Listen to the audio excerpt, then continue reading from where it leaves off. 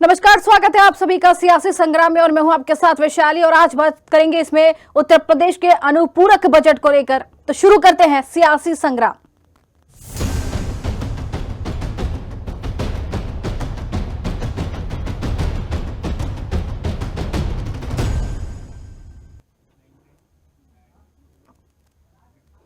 तो उत्तर प्रदेश सरकार की ओर से 22 दिसंबर को अनुपूरक बजट पेश किया जाएगा। ये अनुपूरक बजट 30,000 करोड़ का है, जो कि प्रदेश की राजनीतिक और आर्थिक परिदृश्य के लिहाज से अत्यंत महत्वपूर्ण माना जा रहा है, जिस पर उत्तर प्रदेश में अब सियासत हो रही है।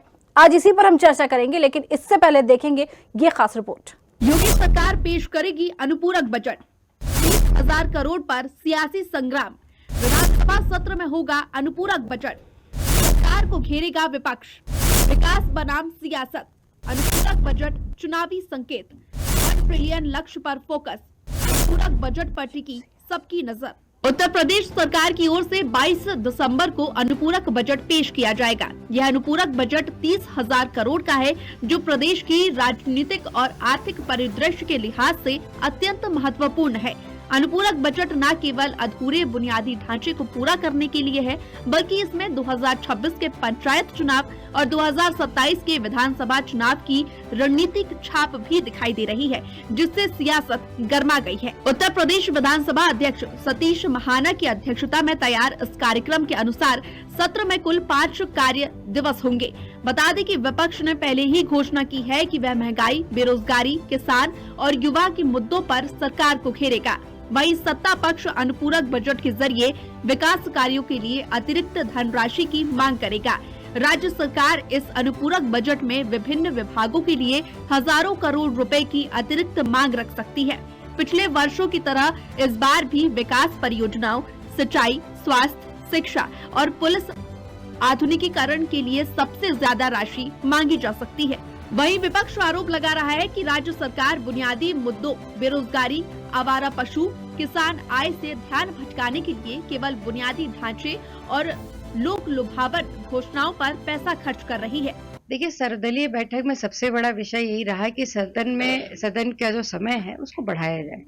जिस तरह से 403 सदस्य आए हैं, हम सब चुन करके इसीलिए 25 करोड़ की आबादी का प्रतिनिधित्व करते हैं कि यहाँ पे हम क्षेत्र की बात को रख सके, प्रदेश की समस्याओं पर चर्चा करा सके और विधेयक पर चर्चा हो, ताकि एक अच्छे कानून बने प्रदेश के भविष्य के लिए। सर्वदलीय बैठक एक परंपरा है और विधानसभा शुरू होने के पहले माननीय नेता सदन जो होते हैं या मुख्यमंत्री जो होते हैं, सभी दलीय नेताओं को बुलाते हैं, आपस में परामर्श होता है कि विधानसभा सुचारू रूप से चले, उसी लिए बुलाया था।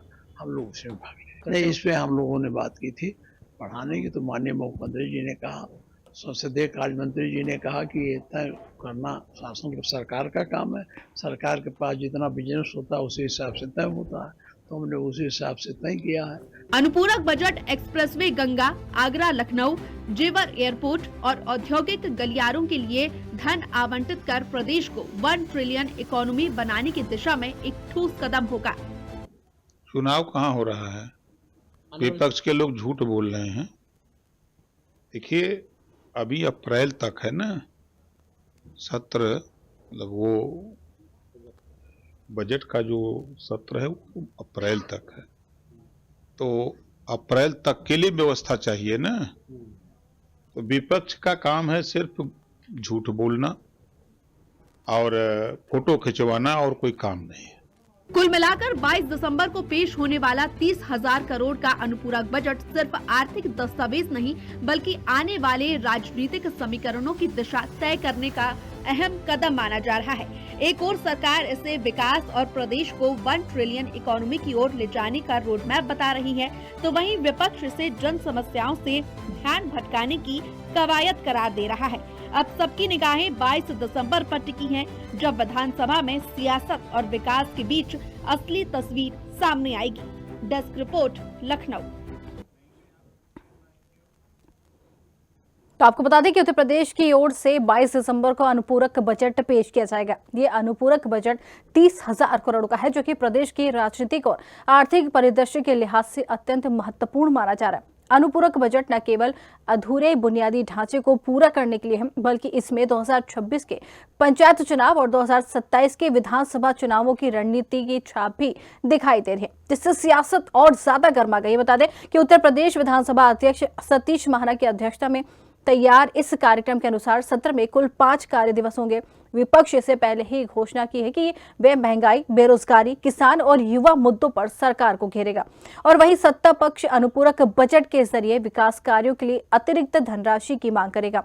राज्य सरकार इस अनुपूरक बजट में विभिन्न विभागों के लिए हजारों करोड़ रुपए की अतिरिक्त मांग भी रख सकती है।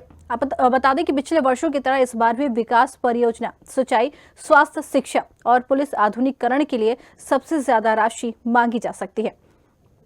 और वहीं इस मामले में विपक्ष आरोप लगा रहा है कि राज्य सरकार बुनियादी मुद्दों, बेरोजगारी, आवारा पशु, किसान आय से ध्यान भटकाने के लिए केवल बुनियादी ढांचे और लोक लुभावन घोषणाओं पर पैसा खर्च कर रही है। चलिए आज इसी पर हम चर्चा करेंगे। सबसे पहले रुक करेंगे वरिष्ठ पत्रकार हमारे साथ आलोक कुमार त्रिपाठी जी जुड़ गए हैं। आलोक जी, बहुत बहुत स्वागत है आपका। आलोक जी, अनुपूरक बजट 30,000 करोड़ का बड़ा बजट जो है आने वाला है, लेकिन इससे पहले ही इस बजट को लेकर अगर हम बात करें तो आम जनता पर इसका क्या असर पड़ेगा? नहीं, देखिए, अनुपूरक बजट है वो कहीं ना कहीं जो सरकार यूपी की जनता के जो वादे किए होते हैं चुनाव में, उन वादों को पूरा करने के लिए तमाम ऐसी योजनाएं होती हैं जिन योजनाओं में कई करोड़ रुपए खर्च होने होते हैं। तो वो एक उस बजट के माध्यम से ही वो सब चीजें होती हैं। और सरकार चूंकि 2027 में चुनाव भी है, फिर जिला, उसके पहले जिला पंचायत, नगर पालिका का चुनाव होंगे, तो सरकार कहीं ना कहीं कुछ जो योजनाएं उन्होंने कही थी, जो उन्होंने जनता से वादे किए थे, उनको पूरा करने के लिए, जिसमें कि आने वाले चुनाव में वो कह सकें कि हाँ, मैंने जो वादे किए तो वो सरकार आपके उन वादों को काम कर रही है, चाहे वो सड़क मार्ग हो, चाहे वो एक्सप्रेस हो, चाहे तमाम ऐसी योजनाएं हैं।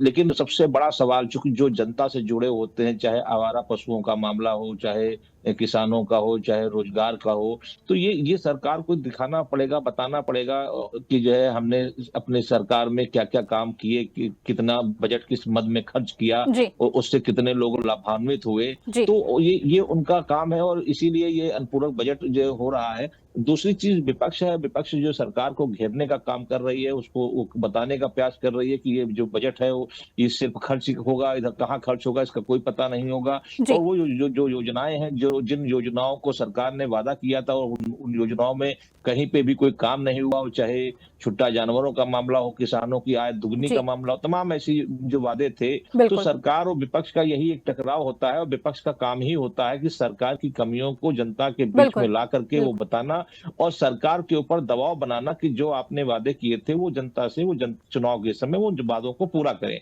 तो ये विपक्ष का काम है और विपक्ष भी चूंकि चुनाव में उसको भी आना है, उसकी भी उम्मीद रहती है कि आने वाला चुनाव में सरकार उसकी बने, तो वो जो सरकार की कमियां होती हैं वो उनको पूरा करता है। हाँ, विपक्ष का जो एक मुद्दा उठाया कि समय बहुत कम है, 6 दिन का है, जिनमें एक दिन छुट्टी भी होगी, तो 5 दिवसीय जो सत्र होगा उसमें अपनी बात रख पाना सभी के लिए संभव नहीं होगा। तो ये एक है कि क्योंकि हर विधायक ये चाहता है, हर एक प्रतिनिधि चाहता है कि हम अपने क्षेत्र की समस्या को सदन में, उच्च सदन में रखें और वो जनता उसको देखे कि हमारे प्रतिनिधि ने वहां जाकर के हमारे क्षेत्र की बात, हमारी समस्याओं की बात की है। तो ये थोड़ा सा समय इसका बढ़ाने की लोगों ने, जो विपक्ष ने बात की है, वो ठीक बात है, क्योंकि कम समय है, उतने समय में सबकी बात आ पाना मुश्किल है। लेकिन ये अनुपूरक बजट है, ये बजट देखने वाला होगा कि आने वाले चुनाव को या पंचायत चुनाव या 2027 के चुनाव को ध्यान में रखते हुए इसमें कितना झलकियां झलक रही हैं। बिल्कुल, आने वाले समय में देखने को जरूर मिलेगा। आप बने रहिए हमारे साथ। शम्सी आजाद बीजेपी से हमारे साथ जुड़ गए प्रवक्ता हैं और आरिफ हबीब सपा नेता हमारे साथ जुड़ गए हैं प्रवक्ता हैं। आप दोनों का भी बहुत बहुत स्वागत है। बीजेपी की तरफ रुक करना चाहेंगे। 30,000 करोड़ का बजट पेश होने जा रहा है, लेकिन बजट में सबसे ज्यादा प्राथमिकता किन विभागों को दी जा रही है अनुपूरक बजट में? जी क्या करना चाहेंगे आपको, आपके दर्शकों को, चर्चा में भाग ले रहे हमारे भाइयों को, आपने हमको मौका दिया अपने पार्टी की तरफ से बात रखने के लिए इस मंच पर। देखिए, कल से ही हमारे ख्याल से विधानसभा का सत्र शुरू होने जा रहा है। शीतकालीन सत्र है, 2025 का कहा जाएगा इसको। समय अवधि की बात अगर की जाए तो देखिए 1 साल के लिए भी अगर किया जाएगा तो भी विपक्ष कहेगी कि आपने ज्यादा कर दिया। जी बिल्कुल, आपकी आवाज हम तक विपक्ष का जी जी कहानी, विपक्ष का आरोप लगाने का तरीका है। और जी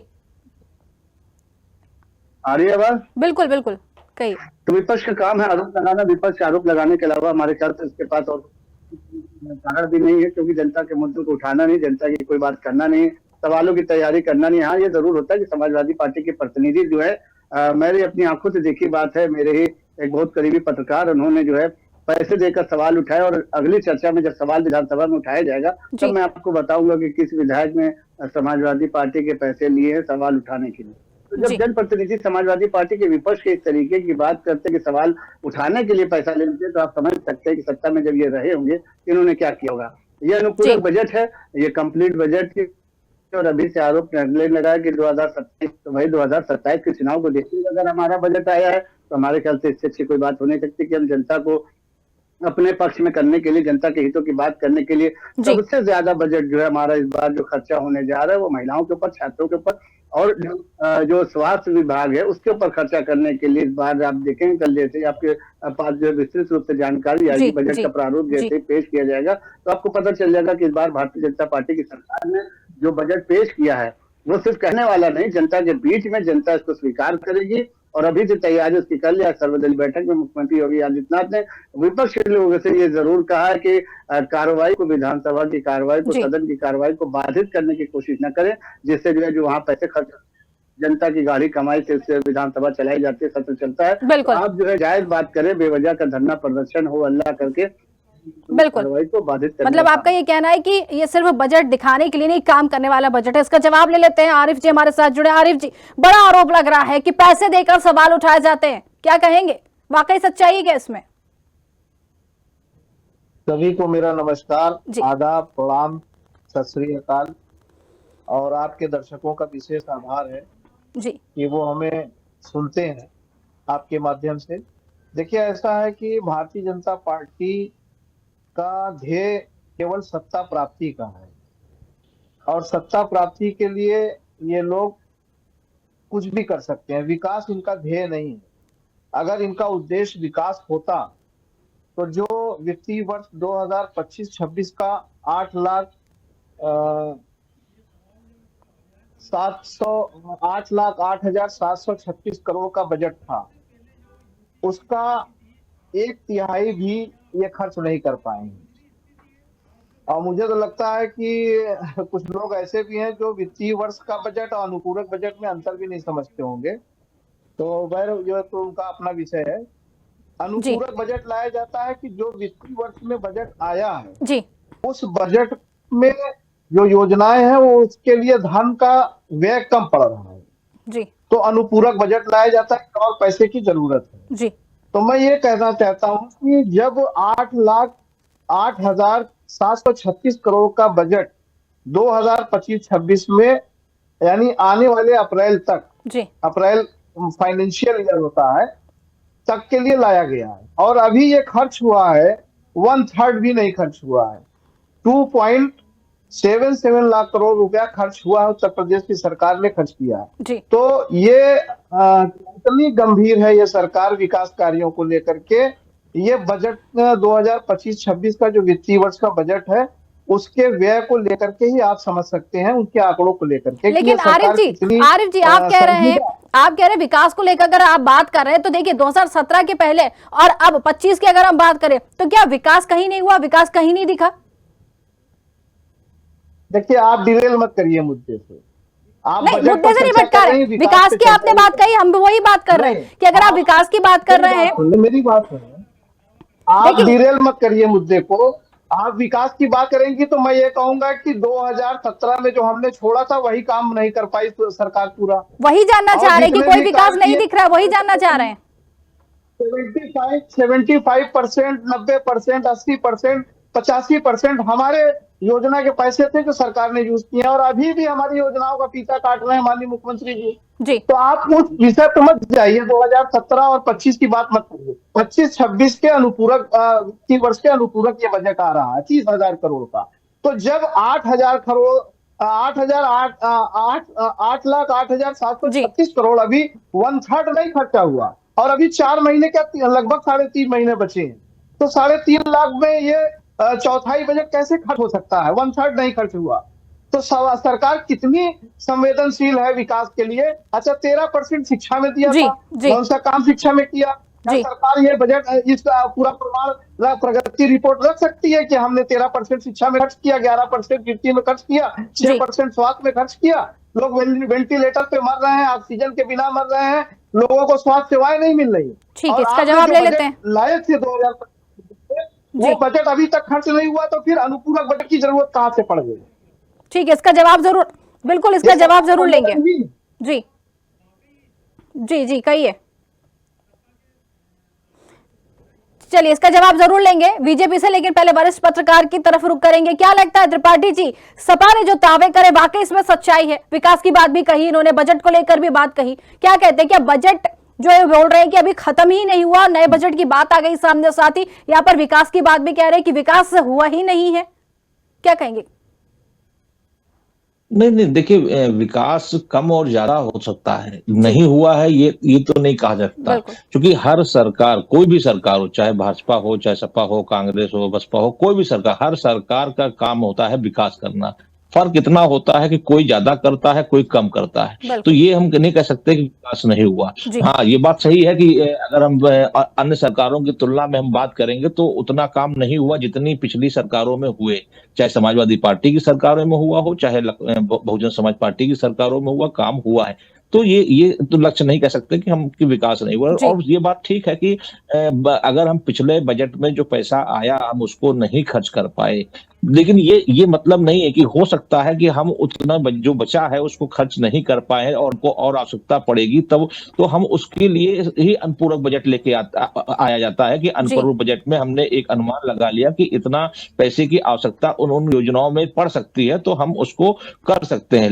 लक्ष्य ये होना चाहिए कि जो विकास को काम को लेकर के जिस बजट को हमने जिस योजना के तहत लिया, उस योजना को हमने पूरा किया कि नहीं किया, या उस वो योजना अभी कितनी अधूरी है या कितनी पूरी हुई, हम वो बजट सही से खर्च कर पाए कि नहीं कर पाए। विपक्ष का काम यही है कि जो योजनाओं में जितना बजट देना चाहिए, क्या सरकार ने उतना बजट दिया या नहीं दिया? अगर नहीं दिया तो उसके बाद वो योजना पूरी क्यों नहीं हो पाई, या हमने स्वास्थ्य से ज्यादा बजट दिया उसके बाद भी लोग इलाज के अभाव में क्यों मर रहे हैं। तो ये विपक्ष का काम है। तो मुझे लगता है विपक्ष अगर अपनी जो जिम्मेदारी है वो निभाएगा और जो जनता से जुड़े मुद्दे हैं उनको लेकर के सदन के अंदर या सदन के बाहर रखेगा, और वैसे विपक्ष ये काम कर है और मुझे उम्मीद भी लग रही है कि इस बार भी अनुपूरक बजट होगा, तो विपक्ष अपना जो रवैया है वो दिखाएगा कि वो जनता से जुड़े मुद्दों को लेकर के, क्योंकि वही एक ऐसा समय होता है जब वो एक चैनल के माध्यम से या प्रिंट मीडिया के माध्यम से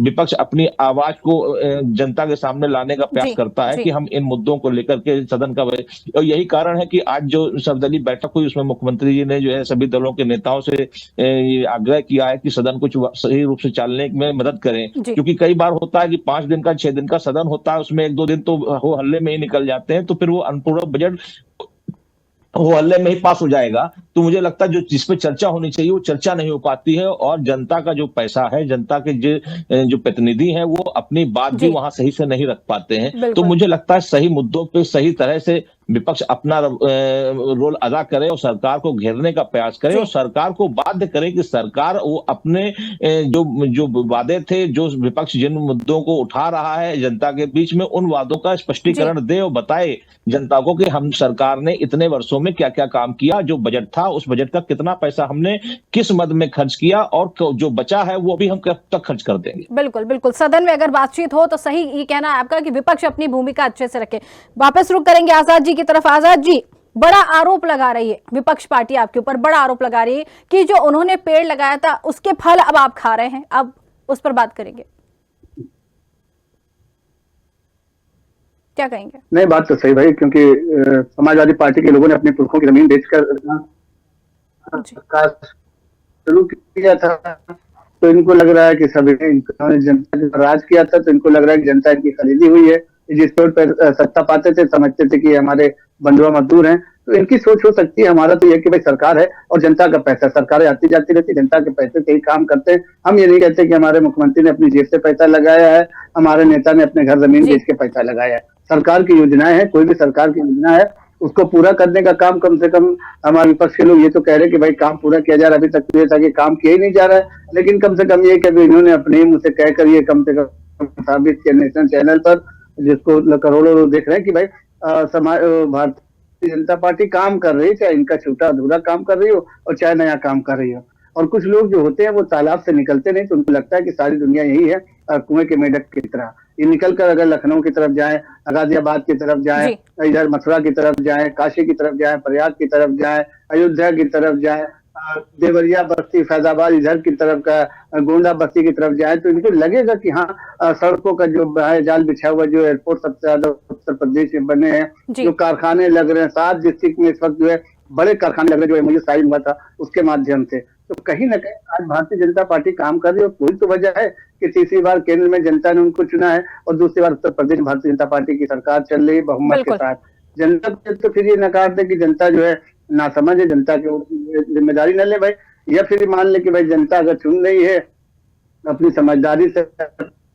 लेकिन ये भी तो बड़ा आरोप लग रहा है ना आजाद जी, ये भी तो बड़ा आरोप लग रहा है कि मुद्दों से भटक जाती है सरकार। बेरोजगारी की बात इन्होंने, आजाद जी, मुद्दों से भटक जाती है सरकार, ये भी बड़ा आरोप लग रहा है। मुद्दों से नहीं भटक जी,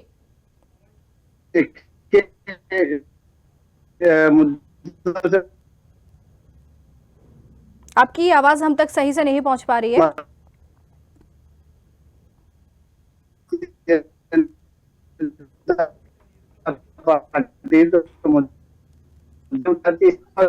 दो दिन उसके बाद मोहब्बत की दुकान का आपकी आवाज नहीं आ रही है? बिल्कुल, आपकी आवाज सही से हम तक नहीं है। दुकान मोहब्बत जी कहिए। तो मोहब्बत की एक भी दुकान देखने को नहीं मिला, और समाजवादी पार्टी का कि काम ही बोलता है उसको भी जनता ने नकारा। तो लगातार समाजवादी पार्टी हारती चली जा रही है। सबसे अच्छा है विपक्ष पर, विपक्ष को ये चाहिए कि आरोप लगाने से अच्छा है कि मंथन करें। हमने देखा समाजवादी पार्टी के कार्यालय में प्रेस कॉन्फ्रेंस हो रही थी और एक 3 फुट का आदमी वहां डांस कर रहे लोग जो है सीनियर बैठे हुए थे, लोग खा रहे थे के लिए। अनुपूरक बजट में आप देखेंगे कि जो पैसे की जरूरत पड़ रही, तो सबसे ज्यादा यहाँ पर उत्तर प्रदेश में इस बार महिलाओं के ऊपर खास फोकस किया जा रहा है, महिलाओं और छात्रों के ऊपर। और बाकी जो है हमारे ऊपर जो पैसे हैं उसके रोजगार में लगाने की बात की जा रही है। और उत्तर प्रदेश में जो माफिया राज समाप्त हुआ, जिनकी जमीनें उत्तर प्रदेश सरकार ने अपने कब्जे में की, अधिग्रहित की है, उस पर जो है हॉस्पिटल बनाने का काम जो है, हॉस्पिटल और स्कूल बनाने के काम में जो है भारतीय जनता पार्टी इस वक्त लगी। बहुत जल्द आपके चैनल के माध्यम से सरकार रूपरेखा उसकी तैयार करेगी और कल से ही आप समझ में आ जाएगा कि 2027 में सरकार किसकी बन रही है और जनता किसको चाहती है। बिल्कुल, जनता किसको चाहती है तो आने वाले समय में बिल्कुल साफ हो जाएगा। आरिफ जी की तरफ रुक करना चाहेंगे। आरिफ जी, बड़ा आरोप ये भी लग रहा है कि विकास की बातें सपा पार्टी नहीं करती है। ये क्या ये कह सकते हैं कि सैफई की जमीन कमजोर पड़ रही है, ये कह सकते हैं? देखिए, ऐसा है कि हमारे साथी जो है भारतीय जनता पार्टी के जी, वो आज के विषय से डिरेल होकर के विषांतर हो गए। और सरकार बनाने की बात जो हम कहते हैं कि 2027 को लक्ष्य मान करके ये बजट लाए हैं जी, इनका लक्ष्य उत्तर प्रदेश का विकास करना नहीं है, इनका लक्ष्य बेरोजगारों को रोजगार देना नहीं है, इनका लक्ष्य किसानों की आय दोगुनी करना नहीं है, इनका लक्ष्य स्वास्थ्य विभाग में बिगड़ी हुई व्यवस्था को व्यवस्थित करना नहीं है, इनका लक्ष्य जो है कृषि कार्यों में नहीं है। ये लक्ष्य केवल सत्ता प्राप्ति का करते और ये बता भी रहे हैं कि 2027 में कल के बाद पता चल जाएगा। मैं यहाँ सरकार बनाने और बिगाड़ने की बात ही नहीं कर रहा हूँ जी। आज का जो विषय है उस विषय पे मैं बात कर रहा हूँ कि 8,07,736 करोड़ रुपया इनकी सरकार ने 2025 अप्रैल में उत्तर प्रदेश के विकास के लिए आवंटित किया था। 22% विकास कार्यों के लिए, 13% शिक्षा पर, 11% कृषि पर, 6% स्वास्थ्य पर जी। आज उन सारे विभागों का हाल क्या है वो आप खुद जानते हो अच्छी तरीके से कि उत्तर प्रदेश में स्वास्थ्य व्यवस्था वेंटिलेटर पर है, शिक्षा व्यवस्था क्या है, स्कूल जो है वो बंद किया जा रहा है, कंपोजिट विद्यालय मर्ज करके खोले जा रहे थे, इस पे बड़ा हवा हल्ला हुआ। कृषि की व्यवस्था क्या है वो भी आप देख रहे हैं। विकास कोई बहुत साल भर नहीं हुआ। अच्छा, जो विकास आलोक त्रिपाठी जी ने मेरी बात को गलत तरीके से ले लिया, मैं समझता हूँ शायद मैं समझा नहीं पाया।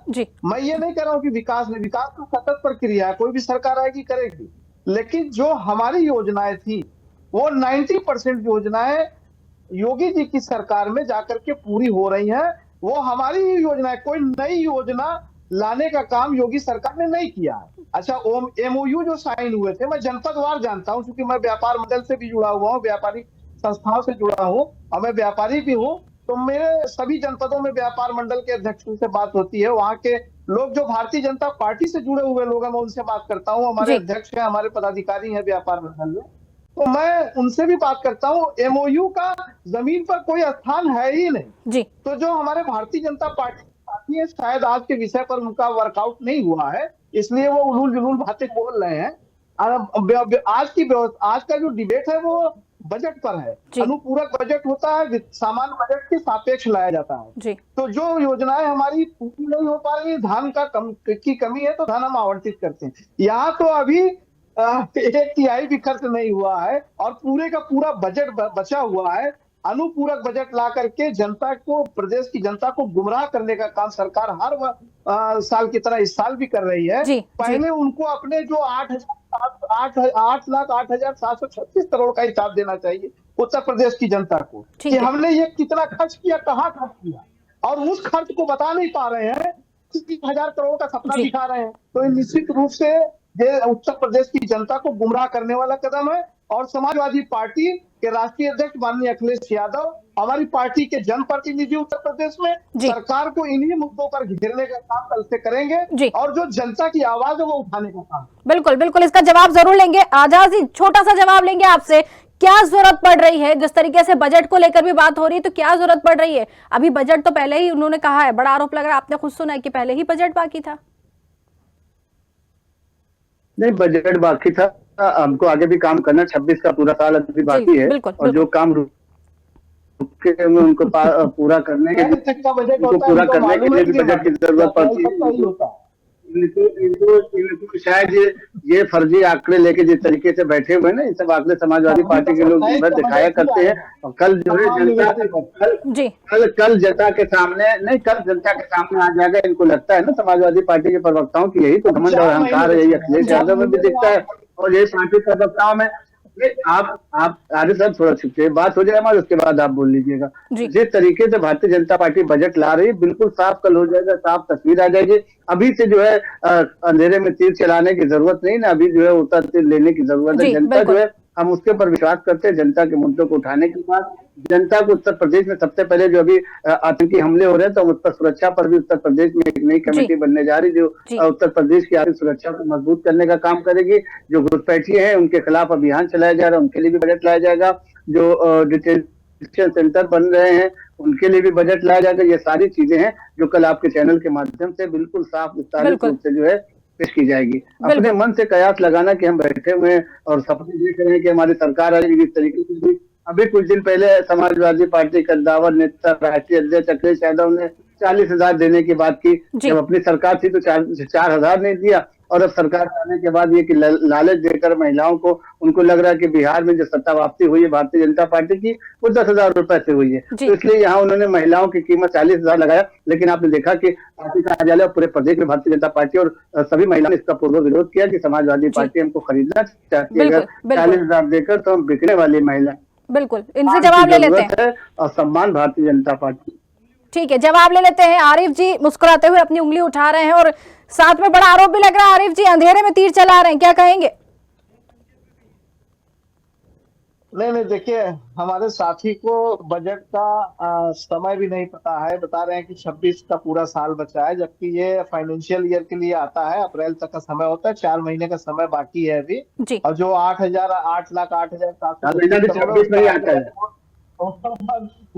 जो है बाकी है, 4 ही महीने का होता है, इनको समय भी नहीं पता है।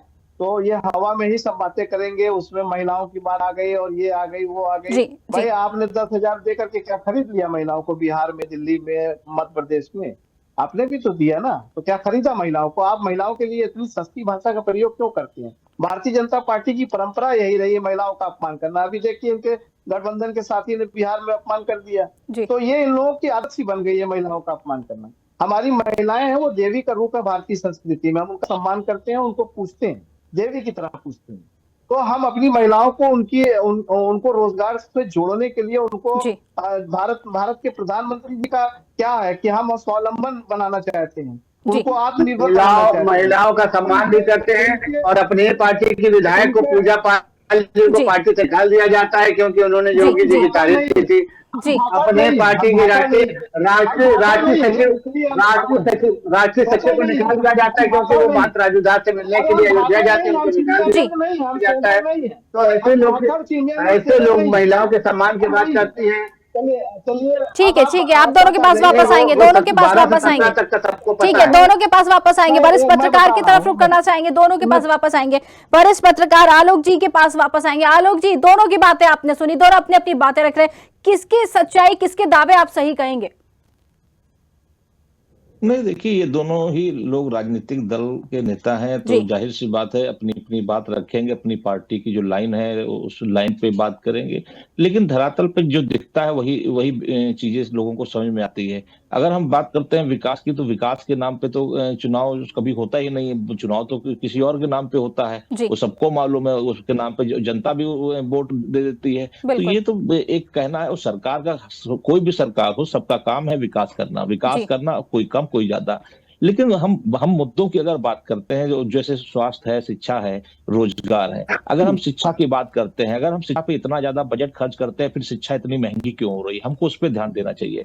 अगर हम स्वास्थ्य के ऊपर इतना बजट खर्च कर रहे हैं, वेंटिलेटर लगा रहे हैं, उसके बाद भी वेंटिलेटर के चलाने वाले लोग क्यों नहीं है? अगर हम हर जिले में मेडिकल कॉलेज बना रहे हैं, तो उस मेडिकल कॉलेज के बाद भी लखनऊ के मेडिकल कॉलेज में, पीजीआई में, जितने भी अस्पताल है, उसमें भर्ती होने के लिए लोगों को सोर्स क्यों लगाना पड़ रहा है? तो हमको उन मुद्दों की बात करनी पड़ेगी जिन मुद्दे जनता से जुड़े हुए हैं। हम सिर्फ बजट खर्च करके अपनी वाहवाही करने की, मैंने इतने करोड़ का बजट पास कर लिया, इतने बजट के सामने काम कर लिया, लेकिन उस बजट से जनता को कितना फायदा हुआ? जनता को क्या स्वास्थ्य सही मिल रहा है? क्या उनको शिक्षा सही मिल रही है? अगर सरकारी शिक्षा व्यवस्था इतनी अच्छी है, तो प्राइवेट स्कूल इतने तेजी से क्यों बढ़ रहे हैं? इतनी ज्यादा महंगी शिक्षा क्यों होती जा रही है? हम उस पर अंकुश क्यों नहीं लगा पा रहे हैं? रोजगार का अवसर क्यों नहीं मिल पा रहा है? तो हमको उन जो मुद्दे हैं, जो जनता से जुड़े हुए मुद्दे हैं, जिसपे जनता सीधे प्रभावित होती है, हमको उस पे बात करनी होगी। और विपक्ष का काम है ये। देखिए, विपक्ष, सरकार तो अपनी वाहवाही करेगी ही करेगी। विपक्ष का काम यही होता है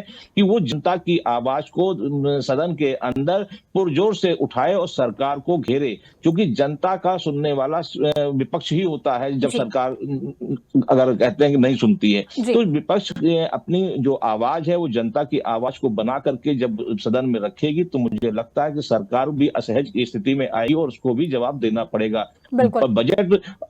बजट हो या जो भी बजट होते हैं, वो तो ठीक है, सरकार आती हैं, अपना बजट लाती हैं, उनको अपना एक एजेंडा होता है, उनको काम करना होता है, तमाम योजनाएं होती हैं, तो वो उस टाइप से काम करते हैं। लेकिन जनता के जुड़े जो मुद्दे हैं, उन मुद्दों का क्या?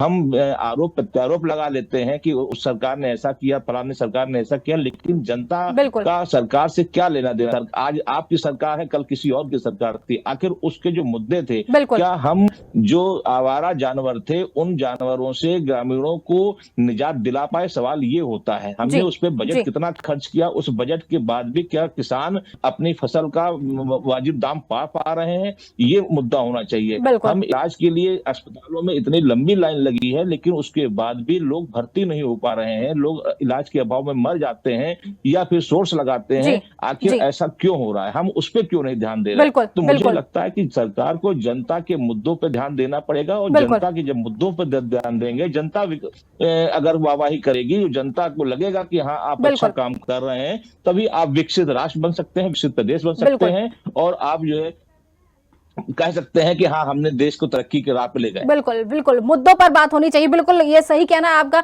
लेकिन ये कहेंगे चर्चा आगे बढ़ाते समय हो चला है, इसलिए चर्चा हमको यहीं पर रोकनी पड़ेगी। सभी मेहमानों का बहुत बहुत धन्यवाद हमसे जुड़ने के लिए।